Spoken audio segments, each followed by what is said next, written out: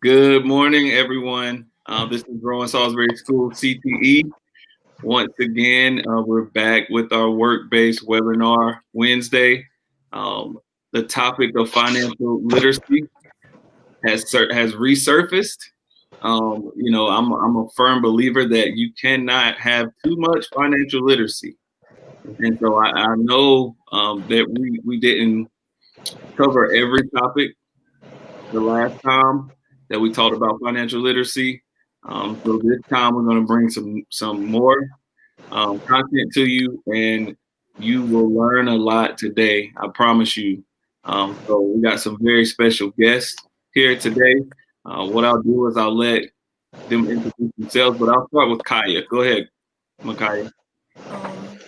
My name is Mcgrath McDaniel, and I am currently a senior at North Carolina High School. We lost. John. Good morning. Hi, I'm John Mcgrail. I'm a local financial advisor here in Salisbury, North Carolina. I work for the firm Edward Jones.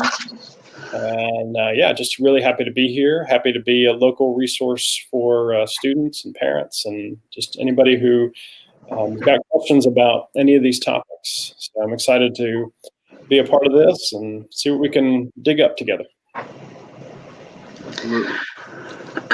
My name is Nicole Grissom. I grew up in a family of kind of entrepreneurs. Is kind of all I've ever really known. So I was at least raised in a business mindset. I used to play with my grandpa, like the game we played was like store as far as managing employees and all of these things. So looking back, I didn't realize what he was teaching me at the time. I was like 8 years old, but it's become my job every day pretty much now. So I'm from West Rowan area. I graduated from West and then went to Gardner-Webb. I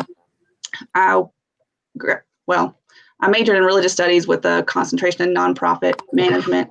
And I ended up coming home to work with some of my family's businesses. They own quite a few things, and they had a chance to expand. So I sort of took over that new option at the time, which is we make and sell the bundled firewood, like you say, at convenience stores and campgrounds and stuff like that.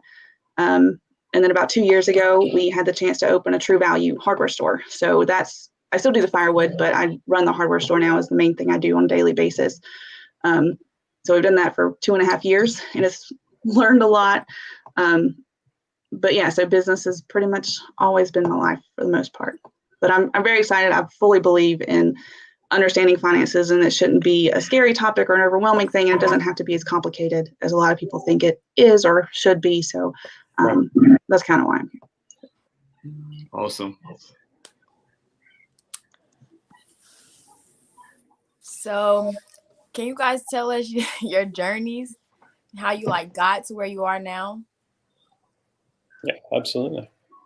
Nicole, you want to go ahead? Yeah, sorry, I kind of did that a little more maybe than I should have a second ago, but yeah. So I talk about some jobs that you've had before, before talk about. I worked with the YMCA, so I was over there childcare programs and after school programs, and I ran those.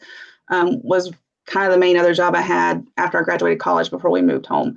And I love the nonprofit field. I wanted to do in a business, but for people, if it was work towards people. But we ended up, I got married and we were going to have kids and we wanted to be back home here, and it just worked out differently. Oh no. Oh, she disconnected. So we'll pick back up with her, but yeah. John, go ahead and tell us your story. Absolutely. So I grew up in Winston-Salem, North Carolina, and went to the University of North Carolina at Chapel Hill. While I was there, I got involved in a student-owned and operated credit union right there on campus, and so that gave me opportunity to really learn the ins and outs of how to run an institution like that. When I came out, I went back to Winston-Salem where I grew up and was at a credit union there for about 6 years, and then that's what brought me to Salisbury. I came here to be the president and CEO of Food Lions Credit Union, which I did for 11 years. And then I also went into the not-for-profit space, helping credit unions put together stuff they wanted to do in the community. So we would pool together $300,000 and put that in a children's hospital, or those kind of activities. But after that, I realized that I really wanted to concentrate right here in my own town and really directly help families. And Edward Jones has just given me a beautiful culture and environment to do that in. And so I help folks with retirement planning and education planning and just long-term financial goals, one step at a time.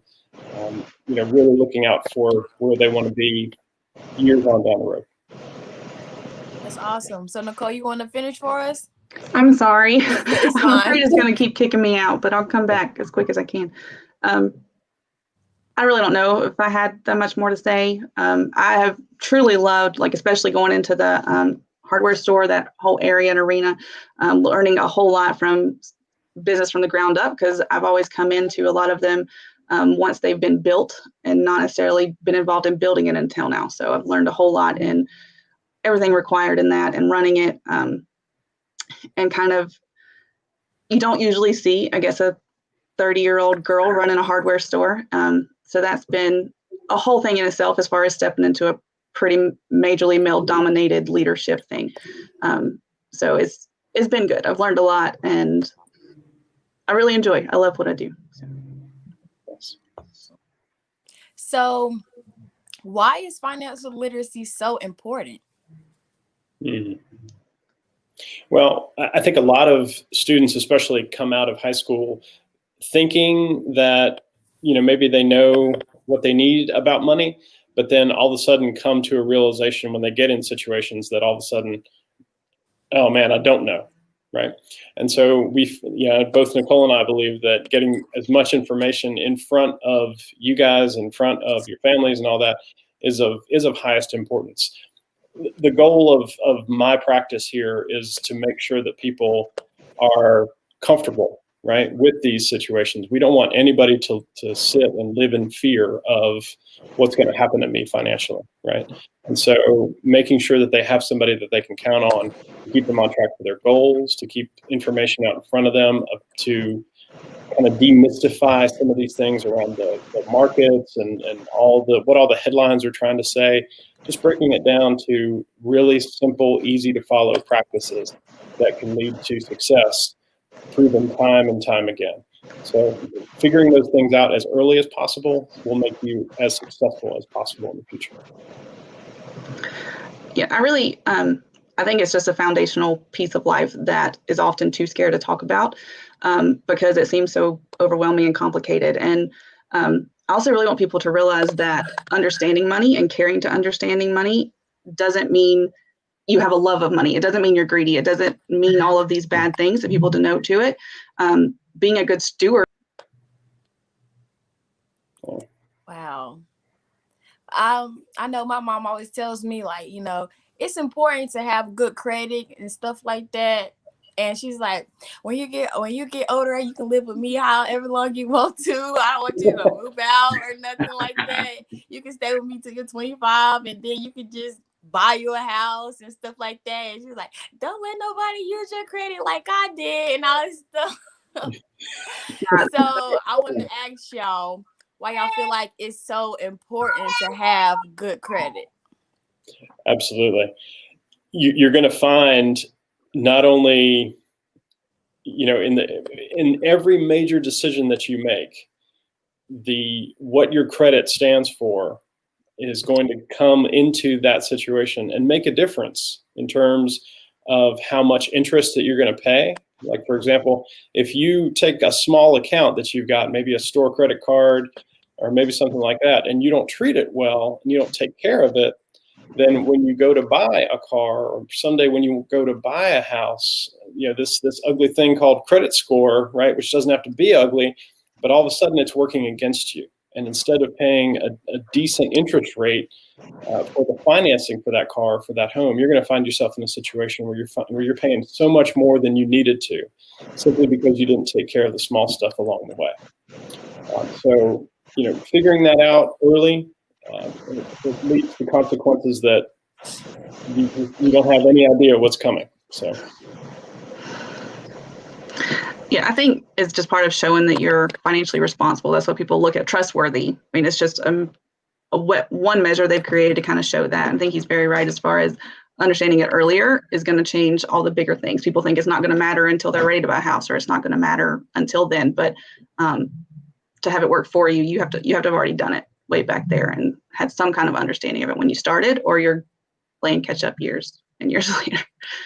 Well, and especially as students, I think it's really important to enter into these agreements for things with credit. I mean, well, nobody's supposed to be able to give you anything on your own until you're 18, but it's important for you to get into these kind of relationships, even when you're 16 or 17, you've got income coming in, to get into these relationships with a parent or a trusted guardian or someone else that can give you that accountability and make sure that you're in a good system of making sure you know when the bill is coming, when it's due, how it's paid, all those things, and getting yourself in a really good practice of getting those habits down, right?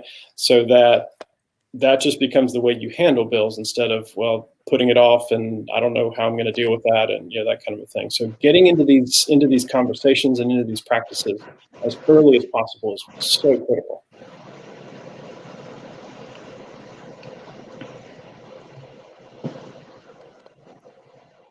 Thought you were saying. So that's good. That is great information. I think it's very important just to be educated about what you're doing. And it is true, it can be very scary. It can be very fearful. You can be fearful of, just fumbling your finances and not doing the right thing with your finances. And, you guys are right. You're hitting it right on the head.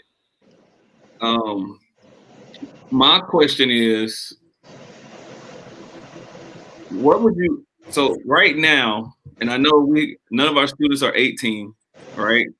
But what are some things that they can be doing right now to help secure their finances or set them up to be financially successful in the future? So again, one of the practices that you want to put in place, and I watched the earlier financial literacy webinar that you guys did, and it was fantastic information. But one of the things that I think everyone needs to get started is the habit of, number one, getting a job. Number two, taking that income and making sure that you're setting aside savings out of each and every one of those paychecks, right? And you can do that in several ways. You can set up goals for yourself that are in the next 6 months to a year, kind of what you want to save for that. You can save for a medium term of time, maybe 1 year to 5 years, and then start setting aside savings for 10 to 20 years, right? And the problem that I think we all run into is that we just sort of become short-sighted in terms of, well, okay, I can take care of my bills this month and then I'll figure out next month. But the problem is, if you're not working on kind of all three of these areas at the same time, something's going to happen. Something's going to break. Something's going to demand, that money that you've been saving. And then all of a sudden, if you don't have it, then you find yourself in a situation where people are making decisions more on your behalf in terms of how much you're going to pay and all those other things, rather than you kind of dictating what that's going to look like. So making sure that you're setting up in a short-term savings account, in a medium-term kind of CD instrument, or even something like a stock or bond, and then moving on to some sort of portfolio that is accessible to anybody, no matter how old you are. You may have to have a parent or someone on there as a joint account with you, but making sure that you're setting these things up as early as possible. And that's kind of one of the reasons that I wanted to be on here, was to make sure that everybody knows that it doesn't take thousands and thousands of dollars to come to a financial advisor and say, okay, now what do I do with it, right? I love helping people from their first dollar that they want to set aside and seeing what we can grow out of that. So just want to make sure that everybody's aware that our services are out here, and we want to engage you at any point along your journey. I think another big thing you can start now, like especially when you're younger, is finding some type of budget system that works for you. Like, it doesn't matter what it is. Like, now would be the time to try out different things, whether it's cash envelopes or whether it's like digital stuff like mint.com. It's all on your phone, like, but some way where you can practice tracking your money when it's smaller and it's in smaller things, and you can get in the habit of knowing where it goes. Because building wealth is so much about, it's more about what you save than what you make. You don't have to make a bunch of money. You just have to save a certain, like, a good percentage of what you do make. So I think getting those things, practicing them where you can try out different ones and just find any kind, doesn't matter, just one you will stick to, whatever works for you. And also learning, like the podcast, there's so much information available for free that if you just take the time to look at it, this would be the biggest time to just soak it all in as much as you can. And then you'll have a background, even if you don't think you completely understand it, like by the time you get there later, you'll know more than you really thought you did. So. Awesome. I have 2 follow-up questions to your responses. John, is there a certain age limit set for setting up a financial portfolio? And Nicole, I want to know, like, what other, because you mentioned like mint.com and things like that, what other resources are out there for the students to go ahead and start using to set them up for success? Yeah. Go ahead, Nicole. I do like mint.com because it can be, you can look at it on your phone. It's all available really quickly. It connects to your bank account so you can track everything, and it'll show you like how much you're spending on food or how much you're spending here. Because that's my downfall. I don't like to cook. If it weren't for my husband, I would spend way too much money eating out. And that's the biggest shocker I hear from people, especially young kids. Oh my gosh, all my money's going to food. Like, it's at Cookout or it's at Starbucks, it's at all these places. And I think until you see that, like, the numbers for a month of how much you spend at those places, you have no clue, like, kind of where your money's going. Mint is probably the most inclusive one. That's super simple to use. There's Quicken, there's a bunch of different things, and I'm sure there's some that I can't think of right now, but in the teenage stuff, I think that would probably be the simplest because you can do it all on your phone. It would be there with you all the time, and you can set budgets there, and it can set reminders for you and stuff like that. I agree with that totally. Yeah, it's a great tool, and I mean, you can go in your app store and there's all kinds of different possibilities. But yeah, Nicole and I both really back the Mint one because it is really well set up. So you asked about an age limit. There is no age limit to starting an account with someone like me. Again, before age 18, you will need to have it. You'll need to have it as a joint account, right? So it would need to be with a parent or just someone who is over the age of 18 that could do that. And then once you are 18, it can be turned into an individual, type account that, then you can buy anything that you want to with it: stocks, bonds, savings instruments, whatever the case may be. So, but there's no floor to getting in and getting involved. So do you guys recommend any books? Because I like to read books.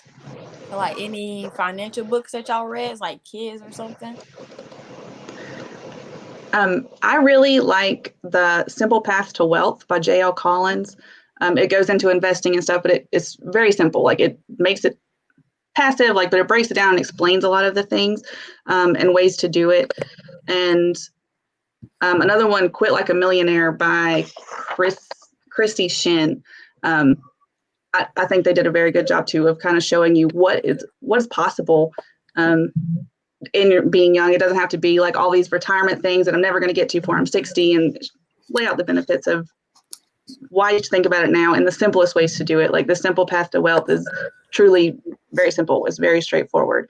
I really enjoyed it a lot. Yeah. So no matter what you're thinking about, the career path, I don't know that I have a strict money book, but, I love things that will help me do what I do better. And there's books like The Perfect Close, it was written by James Muir, that, has just helped me become a better relationship manager. Right. So I think no matter what path that you're seeking, go to those areas, go to, somebody you trust and say, okay, where do I find good material, to put together on this? I mean, there's a lot of, to speaking about money, there's a ton of books out there, but I want to caution folks to stay away from, this trick to, instant riches in 30 days, that kind of mess. If it's too good to be true, it is too good to be true.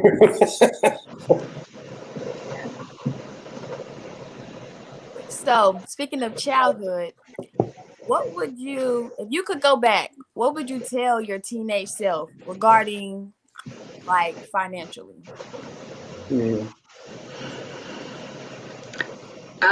I would say like a couple things, I guess.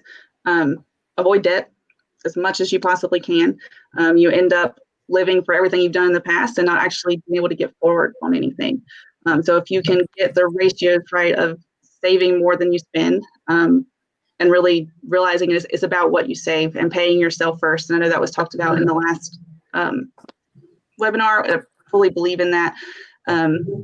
Making things automatic. That was another book I just thought about, like The Automatic Millionaire. Sorry, I don't remember the name of the guy who did it, but especially in today's technology, like setting things up to where it happens without you thinking about it. Because if you look and how much money you have left, you're going to work with that and it's just gone before you get it. I think so much easier to be successful instead of depending on me to remember every month to move this over or something like that.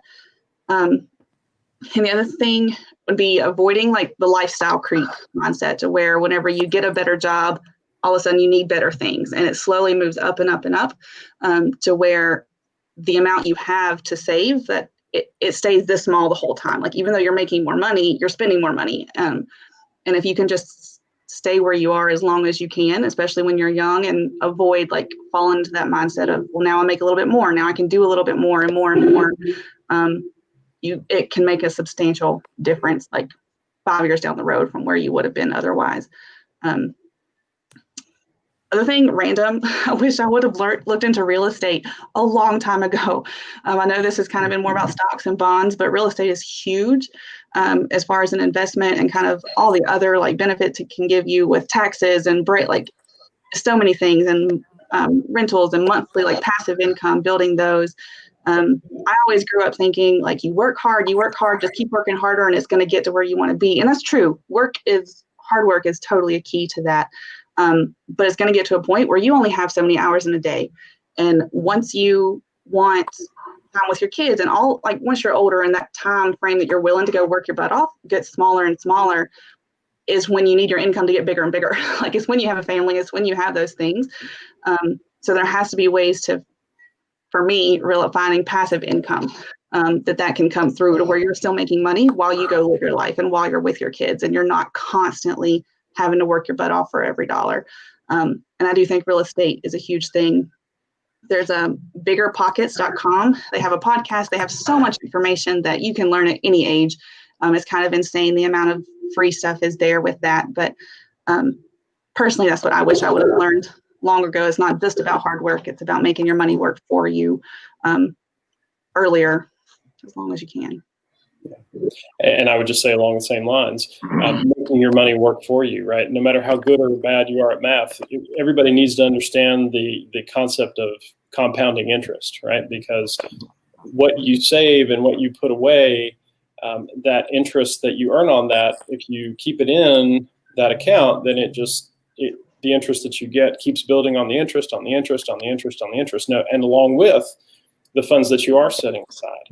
And, we call that the power of compounding. And there's like the rule of 72 and, all these different things that play into it. And you don't need to understand all those details. It's just the simple fact of you will be making money over the long term. Then there may be ups and downs, especially if you're trying to mess with the market. But overall, over time, I could show you example after example after example of money invested that grows, not only because you keep putting money in it, but because of what the market returns to you. And so that compounding interest is a big, big deal, that passive income that Nicole was talking about. So whether it's in real estate, whether it's in investing, that is a big key to growing exponentially.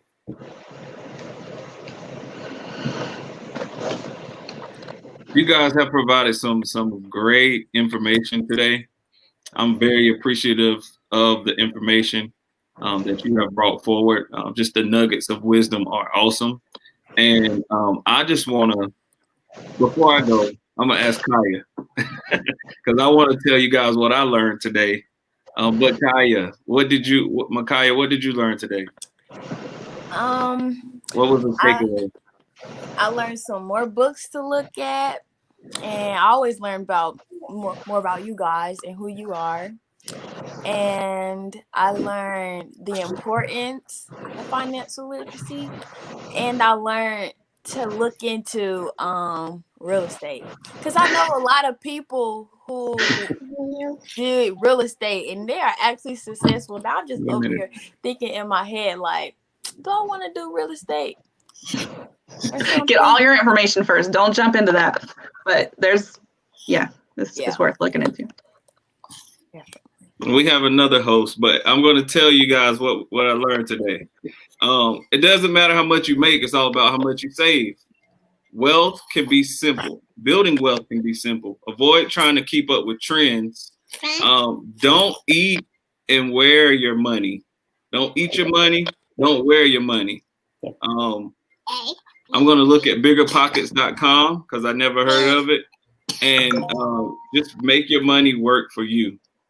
And so once again, I want to thank y'all for just being on and getting our students some more knowledge about financial literacy. And it's a wrap. That's it. That's all I have for today. If you guys don't have anything else, we're going to close out. Thank you very much for giving us the time to come on and join you guys. Again, just want to be a resource to whoever wants to reach out. I'm right here in Salisbury, and would love to sit down and talk with you. Awesome. I think I'm gonna set up an appointment with you. All right, Anne-Marie, say bye-bye. Bye-bye. Bye, Anne-Marie.